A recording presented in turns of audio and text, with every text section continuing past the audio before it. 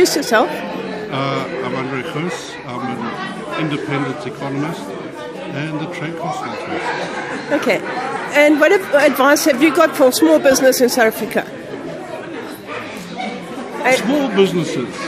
Yes. The biggest problem with small businesses is not necessarily access to markets or access to finance or access to skills, but that they're not working together.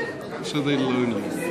And they can't draw on each other's strengths. And I think businesses need to cooperate and collaborate a lot more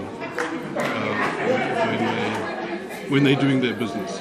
So right. even before they start exporting. When they get to the stage when they want to export, there's a number of issues that they have to look at.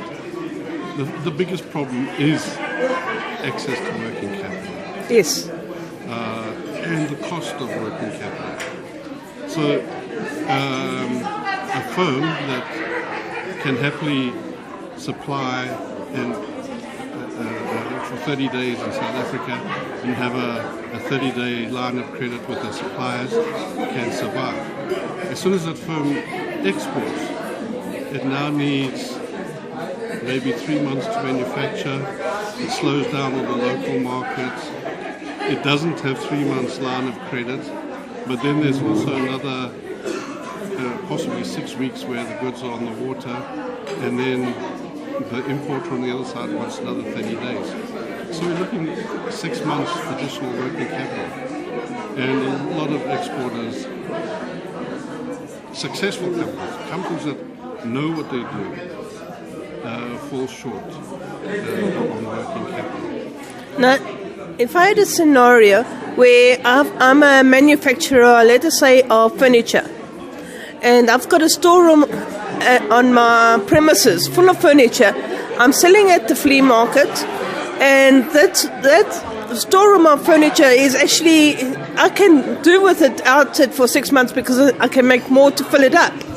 How would I get involved into going to exporting? Okay. I'm not sure what your working capital position is, but I assume you've got the same problem that a lot of other exporters have got. To manufacture the products for the export market. The export market wants something unique. Mm-hmm. So it's not, they don't want the same old stuff that they can get in their markets. But they also don't want something completely different. So what would often happen is the South Africans will take something and it's really so unique to South Africa that it's meaningless to foreigners. So you need a kind of a Afro-European, Euro-African product. Okay. And then what is your niche? You need where are you targeting it? Are you targeting it for the mass market, or are you targeting for that most flea market a studio flat? Or, yeah. Who is it? Then, okay, once you've decided on which segment of the market you're going to be targeting about, you need to look at who you can collaborate with that will make complementary products. Maybe competitive products, but you'll be looking for complementary products. So if there's a dining room table and chairs that somebody's making, is there somebody that's doing the lounge suite and the coffee tables? In other words, that you can fill a container without taking 3 months to fill it. So that's the problem with a lot of the small exporters, is they take a long time to fill it. And so working together, mm-hmm. creating a catalogue together. One person goes overseas to find the market, and that's where the trick comes in, is how those commissions allocated and how the costs allocated. But there's contracts that's been done all over the world.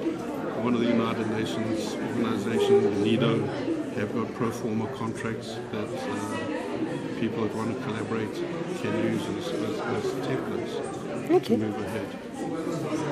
This is the kind of information we need, because coming from a flea market background, I've seen a lot of people who manufacture their own products, and their storerooms are filling up, they can carry on manufacturing and ship off what they've already got in stock. So if you've got 1 month's stock sitting in storeroom, does it fill a container? The first is to fill the container, and that's the biggest problem. Because people think, okay, this is the size for a container, and if we fill it, it should go into a container. Once you start packing it, it only packs a third of a container. Okay. So because you need to pack the container efficiently. The other thing is, if somebody goes overseas, there's nobody on the other side to receive the stock from the South African. How do we go about? Okay. So as I said, there's a number of problems. So that one is the working capital, getting your design and getting your product ready. And you need to get your administration right here. Mm-hmm. So South Africa is bureaucratic, but when you start exporting, the bureaucracy increases. So there's a lot of people that can help you with that. So there's freight forwarders, bankers are always very keen to help you.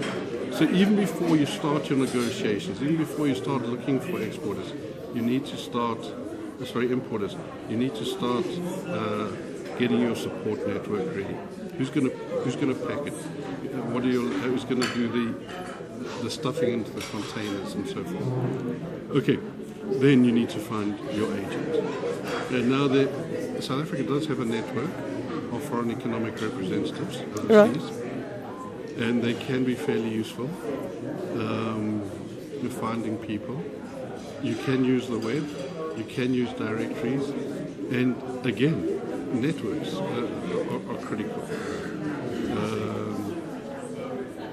When you send your goods overseas, you need to know your customer. So you need to go visit them. So there are grants that you can get from government, export marketing assistance grants that you can get, and they can help you with your covering some of the costs of going overseas. But you want to meet your importer. You don't want to export to yourself and sell at a flea market there. Right, yes. And the reason is very simple. You're going to be paying duties and you're going to be paying VAT. Okay. And unless you've registered a business in that foreign country, you're going to be losing that VAT. Oh. So you're going to be paying it, and it's going to essentially just make you more expensive than all your competition, and you're not going to be able to claim it back unless you've got a VAT-registered business there. So it's best to find an agent, find a distributor, unless you're selling to a big department store. Mm-hmm. But it's probably best to find a distributor. Thank you.